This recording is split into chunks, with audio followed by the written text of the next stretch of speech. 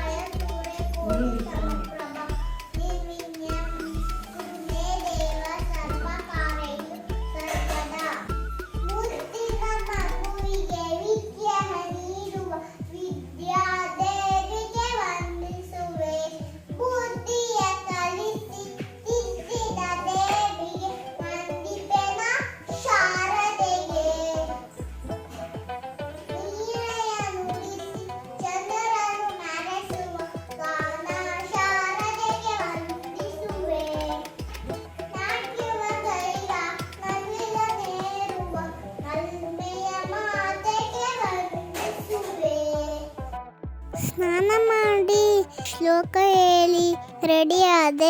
ತಿಂಡಿ ಮಾಡಿ ಸ್ಕೂಲ್ಗೆ ಹೋಗೋದಕ್ಕೆ ರೆಡಿ ಆಗಬೇಕು. ಏನು ಗೊತ್ತಾ ಫ್ರೆಂಡ್ಸ್, ಇವತ್ತು ನಮ್ಮ ಸ್ಕೂಲಲ್ಲಿ ಆಯುಧ ಪೂಜೆ ಮತ್ತು ಸರಸ್ವತಿ ಪೂಜೆ ಮಾಡ್ತಾ ಇದ್ದಾರೆ.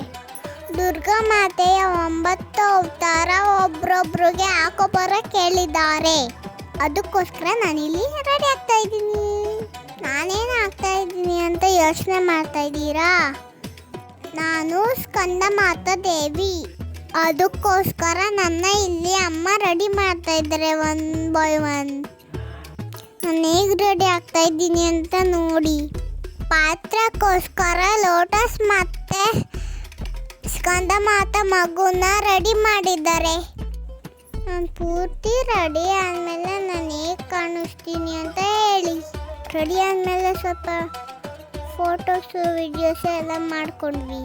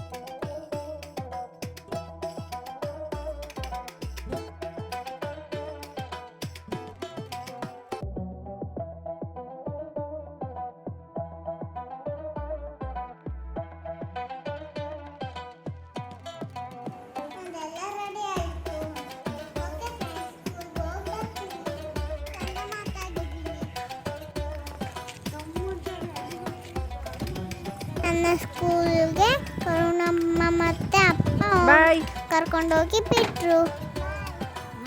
ನನ್ನ ಹೋಗೋ ಅಷ್ಟರಲ್ಲಿ ಫ್ರೆಂಡ್ಸ್ ಎಲ್ಲರೂ ಬಂದಿದ್ರು. ನಾನು ಅವ್ರನ್ನ ನೋಡಿ ಖುಷಿ ಆಯಿತು. ಪೂಜೆಗೆಲ್ಲ ರೆಡಿ ಮಾಡ್ಕೊಂಡಿದ್ರು. ಎಲ್ಲರೂ ಬಂದಮೇಲೆ ಪೂಜೆ ಮಾಡಿದ್ರು. ಎಲ್ಲರೂ ಫೋಟೋಸ್ ತಗೊಂಡ್ವಿ.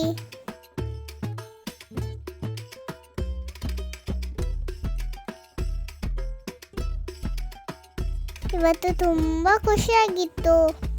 ಫಂಕ್ಷನ್ ಮುಗಿಸ್ಕೊಂಡು ಮನೆಗೆ ಹೊರಟೆ. ಸ್ಕೂಲಲ್ಲಿ ನಾನು ಚೆನ್ನಾಗಿ ಕಾಣಿಸ್ತಿದ್ದೆ ಅಂದರೆ ಎಲ್ಲರೂ ಹೇಳಿದ್ರು. ನೋಡು ಖುಷಿ ಇಲ್ಲಿ, ಅಲ್ಲಿ ಅಪ್ಪ ಕೂಗು ಅಪ್ಪ ಅಂತ. ಓಡ್ಬೇಡ.